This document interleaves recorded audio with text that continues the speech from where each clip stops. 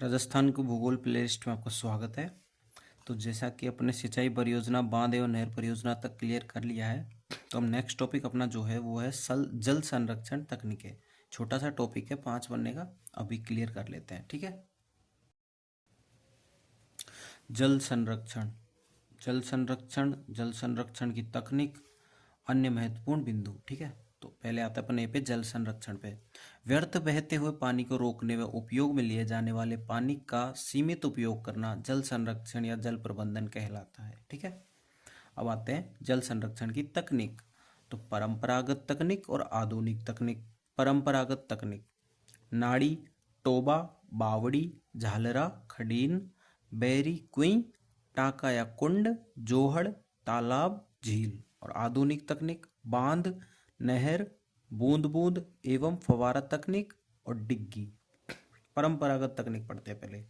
पहला है नाड़ी, एक तरह का तालाब जिसमें वर्षा जल का संग्रहण किया जाता है। यह तकनीक पश्चिमी राजस्थान में प्रचलित है। 1520 ईस्वी में राजस्थान में प्रथम नाड़ी का निर्माण किया गया। सेकंड, टोबा, नाड़ी से गहरे जल संरक्षण स्रोत है जिसमें वर्षा जल संग्रहण किया जाता है। इसमें संग्रहित जल का उपयोग पेयजल एवं सीमित सिंचाई के लिए किया जाता है। थर्ड है बावड़ी, बावड़ी गोलाकार एवं कलात्मक सीढ़ी नुमा कुएं होते हैं। ये मुख्यतः भूमिगत जल एवं वर्षा जल पर निर्भर होते हैं। सर्वाधिक बावड़ी बूंदी में स्थित है जिसे बावड़ियों का शहर कहा जाता है। नेक्स्ट पे चलते हैं। अब आते हैं अपन प्रमुख बावड़ियों पे। प्रमुख बावड़ियाँ: एक, दूध, सिरोही में दूध, और ये लाहणी बावड़ी सिरोही में, भूत बावड़ी जोधपुर में, रणसी में, त्रैमुखी उदयपुर में, चांद बावड़ी आभानेरी दौसा, बड़ी छोटी बावड़ी दौसा, 9 मंजिला बावड़ी नीमराणा, नवलखा बावड़ी, ये इंपॉर्टेंट है, नवलखा बावड़ी डूंगरपुर में, अनारकली बावड़ी बूंदी में, रानी की बावड़ी बूंदी में, गुलाब बावड़ी बूंदी, हाडी रानी की बावड़ी टोडा रायसिंह में, बंगाली बाबा की बावड़ी जयपुर में, काला हनुमान जी की बावड़ी जयपुर में। अब आता है फोर्थ, झालरा, जल संरक्षण हेतु निर्मित आयताकार कुंड जिसमें 3 और सीढ़ियां बनी होती हैं जो किसी झील या तालाब के निकट स्थित होता है। इसके पानी का उपयोग धार्मिक रीति रिवाजों के स्नान के लिए किया जाता है जबकि पेयजल में उपयोग नहीं होता। उदाहरण, तूर जी झालरा जोधपुर, जाडे जी का झालरा जोधपुर। अब आता है फिफ्थ, खडीन, पश्चिमी राजस्थान में पालीवाल ब्राह्मणों द्वारा 15वीं सदी जल संग्रहण के लिए बनाई गई झीलों को खडीन कहा जाता है। ये सर्वाधिक जैसलमेर लगभग 500 में स्थित है। सिक्स्थ आता है बैरी या कुई, पश्चिमी राजस्थान अंतर्राष्ट्रीय सीमावर्ती क्षेत्रों जैसलमेर बीकानेर में जल संग्रहण के लिए बनाए गए छोटे गोलाकार और कम गहरे गड्ढे 10 से 20 मीटर को बैरी या कुई कहते हैं। ये जल के लिए निकटतम तालाब एवं जोहड़ पर निर्भर होते हैं। अब आता है सेवंथ, टाका या कुंड, इसका निर्माण मुख्यतः पेयजल के उद्देश्य से घरों या सार्वजनिक स्थानों पर किया जाता है जिसमें वर्षा जल पालरजानी संग्रहित होता है। जल की शुद्धता के लिए इसे ऊपर से ढका जाता है। अब आता है जोहड़, ग्रामीण क्षेत्र में ढाल की ओर बहता हुआ वर्षा जल निम्न भूमि में एकत्रित होता है जिसे जोहड़ कहते हैं। जोहड़ शेखावाटी में अधिक प्रचलित है जिनको पानी के कच्चे कुएं कहा जाता है।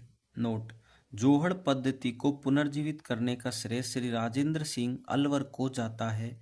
इन्हें जोहड़ वाले बाबा के नाम से जाना जाता है जिन्हें रमन मैग्सेसे पुरस्कार दिया गया। ठीक है। तरुण भारत संघ, यह गैर सरकारी संस्थान है जिसकी स्थापना 1975 में जयपुर में हुई जिसका उद्देश्य जोहड़ बनाकर जल संरक्षण करना है। संस्थापक है इसके राजेंद्र सिंह। अब आता है नाइन्थ, तालाब, कृत्रिम या प्राकृतिक ऐसे जलाशय जिनका विस्तार 1 वर्ग मीटर से 2 हेक्टेयर के मध्य होता है जिसमें वर्ष में क्रम से कम 4 माह जल उपलब्ध होता है। जिसमें वर्ष में कम से कम 4 माह जल उपलब्ध होता है। प्रमुख तालाब: पदम तालाब, जंगली तालाब, काला तालाब, सुख तालाब रणथंभौर के अंदर स्थित है। सरेरी, खारा, मांडल भीलवाड़ा में स्थित है। रानीसर, पदमसर जोधपुर में स्थित है। राजस्थान में तालाबों से सर्वाधिक सिंचाई भीलवाड़ा एवं पाली में होती है। नोट: राजस्थान का सबसे बड़ा तालाब मंडल नेस्टा या नेहटा नाली या तालाब के अतिरिक्त जल के निकासी के लिए बनाई गई पाइप या नली को नेहटा या नेस्टा कहा जाता है। अब आता है 10th, झील।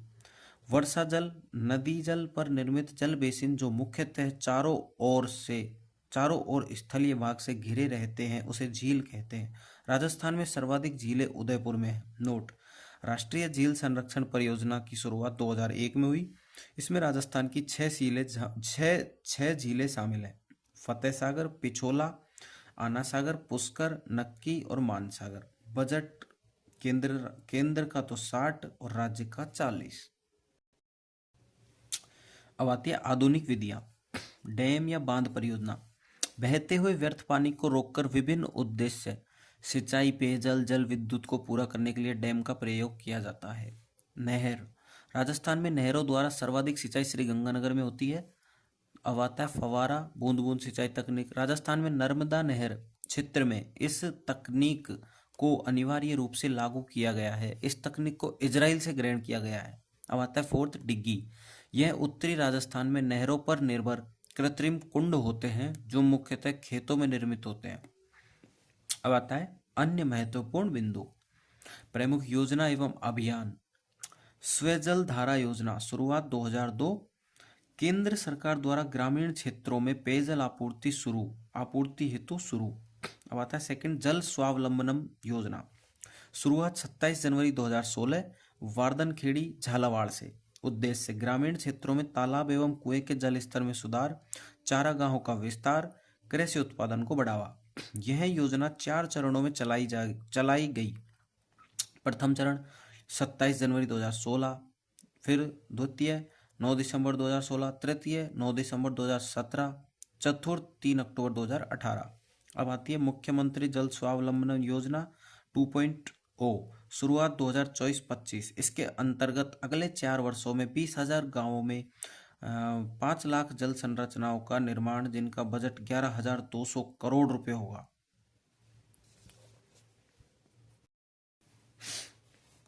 प्रथम चरण 2 वर्ष, 349 पंचायत समितियां सभी जिलों की, 5135 गांव चयनित, राशि 3500 करोड़ रुपए। उद्देश्य भूजल स्तर बढ़ाना, ग्रामीण क्षेत्रों में जलापूर्ति व हरित क्षेत्र को बढ़ाना। थर्ड है जल शक्ति अभियान, कैच द रेन। शुरुआत 1 जुलाई 2019। यह जल शक्ति मंत्रालय द्वारा संचालित है। जल शक्ति मंत्रालय का सृजन या गठन जल संसाधन, नदी विकास एवं गंगा संरक्षण मंत्रालय एवं पेयजल एवं स्वच्छता मंत्रालय का विलय करके किया है। इस अभियान के मुख्य उद्देश्य जल संरक्षण एवं वर्षा जल संचयन, पारंपरिक और अन्य जल निकायों टैंकों का नवीनीकरण, बोरवेलों का पुनः उपयोग एवं पुनर्भरण, वाटरशेड विकास, जल संभर विकास, गहन वनीकरण। अब आता है 4th, राजीव गांधी जल संचय योजना। शुरुआत 20 अगस्त 2019। उद्देश्य ग्रामीण क्षेत्रों में पेयजलापूर्ति, वर्षा जल संग्रहण व संरक्षण, भूजल स्तर में सुधार करना, कृषि योग्य क्षेत्र को बढ़ाना। इस योजना के 2 चरणों में चलाया गया है। प्रथम चरण 20 अगस्त 2019, द्वितीय चरण 22 मार्च 2023। अब आता है 5th, जल जीवन मिशन। शुरुआत 15 अगस्त 2019। उद्देश्य 2024 तक प्रत्येक ग्रामीण परिवार को घरेलू नल कनेक्शन मिले, प्रति व्यक्ति 55 लीटर जल उपलब्धता हो। आर्थिक सहयोग राज्य केंद्र का तो 50 है, राज्य का 50। उत्तरी पूर्वी राज्य केंद्र का 90, राज्य का 10, केंद्र शासित प्रदेश में 100%। वर्तमान में इस कार्यक्रम की अवधि को 2028 तक बढ़ा दिया गया है।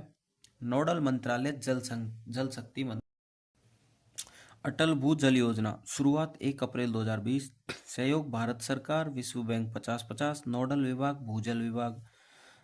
योजना 2020-21 से 2024-25 5 वर्षों के लिए है। 7 राज्यों में हरियाणा, गुजरात, कर्नाटक, महाराष्ट्र, राजस्थान, यूपी, एमपी। इसमें राजस्थान के 17 जिलों की 38 पंचायत समितियों को शामिल किया गया। उद्देश्य सामूहिक भागीदारी से गिरते भूजल स्तर को रोकना। 7th है मिशन अमृत सरोवर। शुरुआत 24 अप्रैल 2022। उद्देश्य है आज़ादी के अमृत महोत्सव 75 वर्ष के उपलक्ष्य में देश के प्रत्येक जिले में 75 अमृत सरोवर तालाब का निर्माण। राजस्थान राज्य जल नीति 18 नवंबर 2010। इस नीति के अनुसार जल उपलब्धता की प्राथमिकता का क्रम मानव पेयजल, पशु पेयजल, घरेलू कार्यों के लिए, कृषि कार्यों के लिए जलापूर्ति रखा गया है। भूमिगत जल संसाधन मूल्यांकन 2023। अतिदोहित क्षेत्र 216, गंभीर विषम 23, अर्धगंभीर अर्धविषम 22, सुरक्षित 38, लवणीय 3, कुल 302। जल प्रदूषण निवारण या नियंत्रण अधिनियम 1974, अंतर्राष्ट्रीय जल दिवस 22 मार्च। थीम 2025 ग्लेशियर संरक्षण, इसको ध्यान रखना, ग्लेशियर संरक्षण। ठीक है, अब अपन नेक्स्ट पढ़ेंगे राजस्थान की मिट्टी। ओके, क्लास समझ में आई हो, अच्छी लगी हो तो लाइक कर देना, कंटेंट के लिए लाइक कर देना, ऐसा कंटेंट नहीं देगा आपको कोई।